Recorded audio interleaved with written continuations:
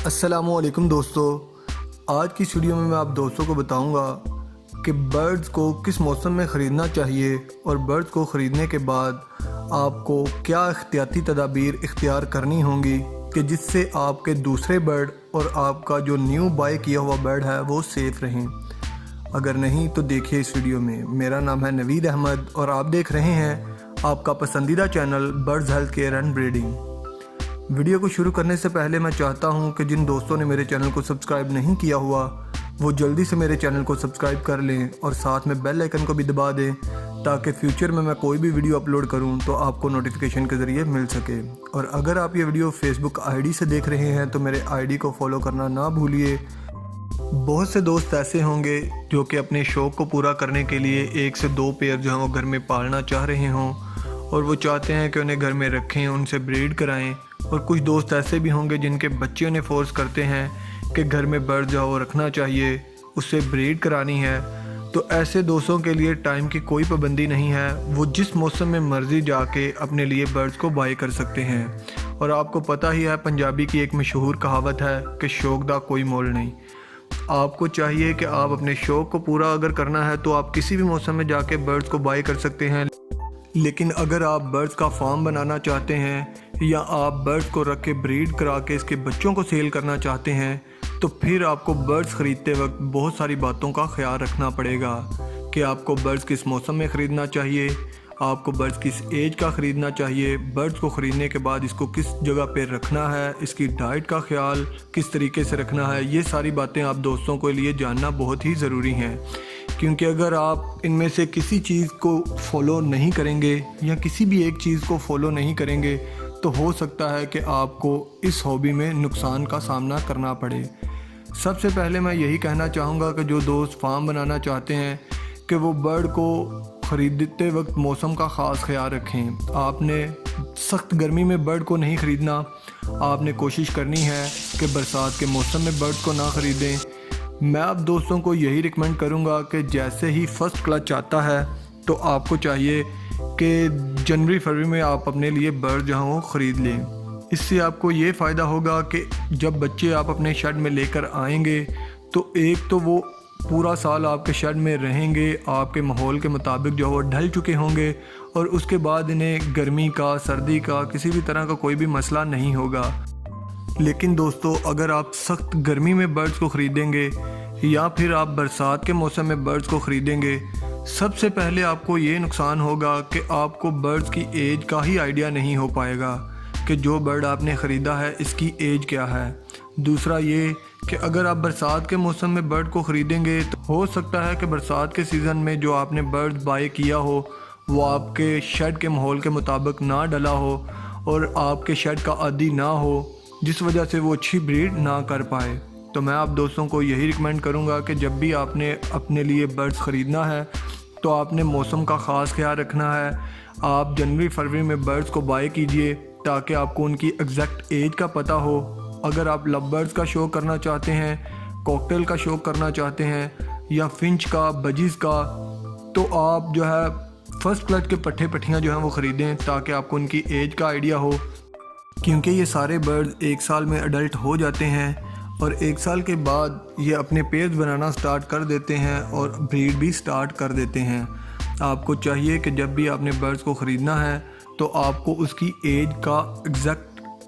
Idea हो। ऐसा नहीं कि आपको बर्ड की एज का ही पता ना हो और आपका सीज़न जो है वो पेयरिंग करने में ही गुजर जाए। लेकिन अगर आप बड़े बर्ड का शौक़ करना चाहते हैं, इनका फार्म बनाना चाहते हैं जिनमें रा हो गया, ग्रे पैरट और रिंगनेक, तो आपको इनमें भी एज का ख़ास ख्याल रखना चाहिए और आपको फार्म बनाने से पहले पता होना चाहिए कि जो बर्ड आप ख़रीद रहे हैं इसकी एज जो है क्या है, ये किस एज में जाकर के अडल्ट होते हैं और अपना पेयर्स बनाते हैं। दोस्तों अगर रिंगनेक की बात की जाए तो रिंगनेक तकरीबन 3 से 4 साल के अंदर बड़ा ही अच्छा ब्रीडर बन जाता है। कुछ बर्ड्स ऐसे भी होते हैं जो कि 2 साल के बाद ही अपनी ब्रीड को स्टार्ट कर देते हैं। जो बात मेरे मुशाहदे में है, जो मैंने अपने शेड के अंदर जो है एनालाइज़ की, वो आप दोस्तों के साथ शेयर करता हूँ। मेरे पास एक पेयर से मैंने माशाल्लाह 6 से 7 पेयर्स बनाए और उनमें से एक पेयर जो है वो 2 साल के बाद माशाल्लाह बहुत ही अच्छा चला, जिनके बच्चे मैंने आप दोस्तों के साथ शेयर भी किए थे। तो 2 साल के बाद रिंगनेक जो है वो ब्रीड को स्टार्ट कर देते हैं, लेकिन बहुत ही अच्छा ब्रीडर बनने के लिए इन्हें भी तकरीबन 3 से 4 साल का वक्फा दरकार होता है। 3 से 4 साल के दरमियान ये बहुत ही अच्छे ब्रीडर बन जाते हैं। और रा की अगर बात की जाए तो रा दोस्तों तकरीबन 3-3.5 साल की एज में अडल्ट होते हैं, उसके बाद अपने पेयर्स बनाना स्टार्ट कर देते हैं और ये बहुत ही अच्छा ब्रीडर 4 से 5 साल में बन जाता है। और इसके साथ साथ अगर ग्रे पैरट की बात की जाए तो ग्रे पैरट दोस्तों तकरीबन 5 से 7 साल की एज में अडल्ट होता है और इसके बाद ये अपनी ब्रीड को स्टार्ट करते हैं। तो सबसे पहले आपको ये पता होना चाहिए कि आप कौन सा बर्ड ख़रीदना चाहते हैं, इसकी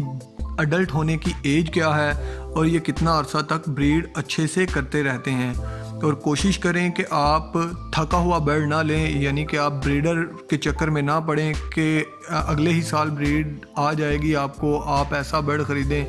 जो कि बिल्कुल पट्ठा हो, यंग हो, ताकि आपको उसकी एज का आइडिया हो और वो एक लंबे अरसे तक आपके पास ब्रीड करे, जिससे आपका शौक़ और भी ज़्यादा बढ़ेगा। लेकिन अगर आप बड़ा बर्ड बाय कर लेंगे, हो सकता है कि फ़ीमेल्स अंडों से रह गई हो सकता है कि जो मेल आप ख़रीद रहे हो वो इनफर्टाइल हो, या वो स्टिक पे क्रॉस करता हो, या इसके साथ साथ आपको कई और तरह के मसाइल का सामना करना पड़ सकता है। तो कोशिश कीजिए जब भी आप बर्ड को बाय कीजिए तो उसमें आपको एज का पता हो, उसकी अडल्ट एज का पता हो कि अडल्ट किस एज में होता है, और पट्ठे पट्टियाँ ही आपने ख़रीदने हैं। दोस्तों बर्ड्स को ख़रीदने के बाद अगर आपका सेटअप न्यू है, यानी कि आपके शेड के अंदर किसी भी तरह का कोई और बर्ड नहीं है, तो फिर आप अपने सारे बर्ड जो हैं शेड में लेके जा सकते हैं। लेकिन अगर आपके पास पहले से ही शेड में बर्ड्स मौजूद हैं और आपने कोई न्यू बर्ड जो है वो बाय किया है, तो कोशिश कीजिए कि इस बर्ड को आप अपने शेड में फ़ौरन ना लेके जाएं। इसको अपने शेड से थोड़ा दूर रखिए, ताकि अगर इनमें से किसी भी बर्ड को किसी भी तरह का कोई भी मसला हो तो वो आपके सामने आ जाए, और जिस बर्ड को मसला हो उस बर्ड को आपने अपने शेड के अंदर दाखिल नहीं करना। इससे आपके पहले जो शेड के अंदर बर्ड्स मौजूद होंगे उनमें भी वो मसला जो है वो आ सकता है। लव बर्ड की बात की जाए तो लव बर्ड में आंखों की बीमारी जो है बहुत ही आम होती है।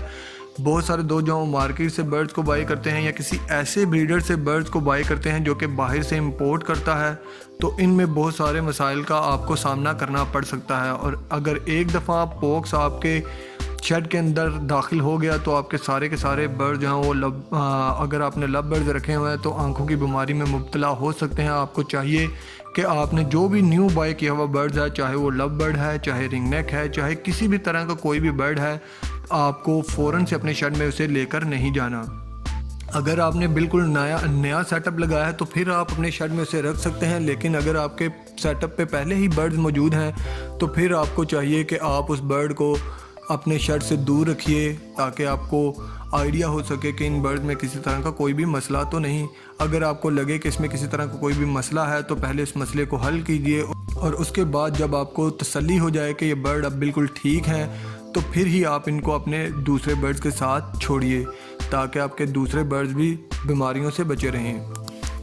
जब भी कोई न्यू शौकीन इस शौक़ में आता है तो सबसे पहले बर्ड्स को बाय करने के लिए मार्केट का ही रुख करता है, क्योंकि इसे पता नहीं होता कि जो बर्ड वो रख रहा है इसके आसपास किसी ने रखा हुआ है या नहीं है,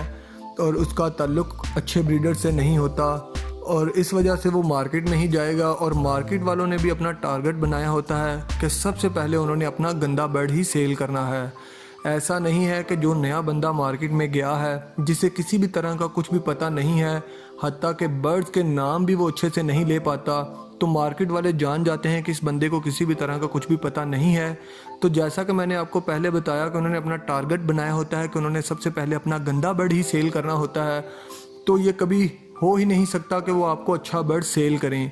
अगर उनकी दुकान में पहले कोई गंदा बर्ड मौजूद है तो वो आपको वही प्रेफर करेंगे, वही रखने को कहेंगे, और आप भी उनकी बातों में आ जाएंगे और वो बर्ड ख़रीद कर अपने घर में ले आएंगे।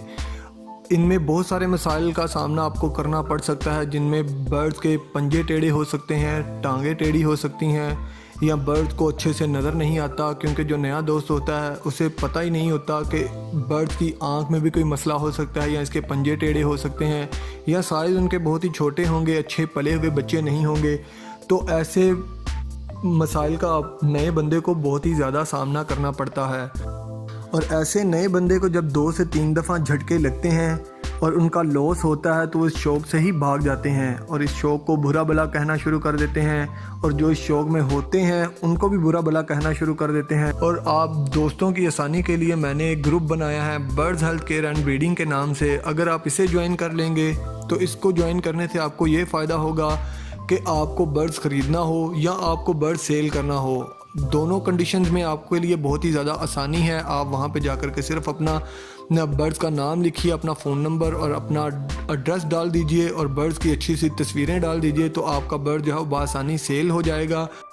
मैं नए दोस्तों को यही कहना चाहूँगा कि अगर उन्होंने बर्ड को ख़रीदना है तो मार्केट से बर्ड्स को ना ख़रीदें। मैं ये नहीं कहता कि मार्केट से आपको सारे के सारे बर्ड जो हैं वो गंदे ही मिलेंगे या वायरस वाले ही मिलेंगे। हो भी सकता है कि आपको मार्केट से कोई ना कोई अच्छा बर्ड्स भी मिल जाए, लेकिन मैं फिर भी यही चाहता हूं कि जो मेरे नए दोस्त हैं उन्होंने अगर बर्ड ख़रीदना है तो वो घरों से ही बर्ड्स को ख़रीदें। और ऐसा नहीं है कि मैं अपने बर्ड सेल करना चाहता हूं तो इस वजह से आपको घरों का कह रहा हूं। आपको जिस बंदे से भी अच्छा बर्ड मिलता है आप वहां से ही ख़रीद लीजिए, लेकिन आप घरों से बर्ड को ही ख़रीदें ताकि आपको लॉस का सामना ना करना पड़े। तो जब भी आप घरों से बर्ड को ख़रीदें तो कोशिश कीजिए कि जिस माहौल में उन्होंने अपने बर्ड को रखा हुआ है, बर्ड्स को ख़रीदने के बाद आप भी अपने बर्ड्स को वैसा ही माहौल दीजिए। ऐसा नहीं कि अगर उसने छोटे केज में अपने बर्ड्स को रखा हुआ है, यानी कि चिक्स को रखा हुआ है, और आप उससे बर्ड्स को ख़रीद के अपने घर में लेके बड़ी सी कॉलोनी में या बड़ी सी फ्लैट में आप छोड़ देते हैं बर्ड्स को, तो इससे अगर गर्मी का मौसम हुआ तो आपके बर्ड जो हैं वो बहुत ही ज़्यादा उड़ेंगे, उनको ज़्यादा उड़ने की आदत नहीं होगी, जिसकी वजह से उन्हें डिहाइड्रेशन हो सकती है, उनमें पानी की कमी होने की वजह से आपके बर्ड जो हैं वो एक्सपायर हो सकते हैं। तो कोशिश कीजिए वैसा ही माहौल दीजिए, वैसा ही टेम्परेचर दीजिए जैसा कि उस बंदे ने दिया हुआ है जिससे आप बर्ड्स को ख़रीद कर लाए हैं।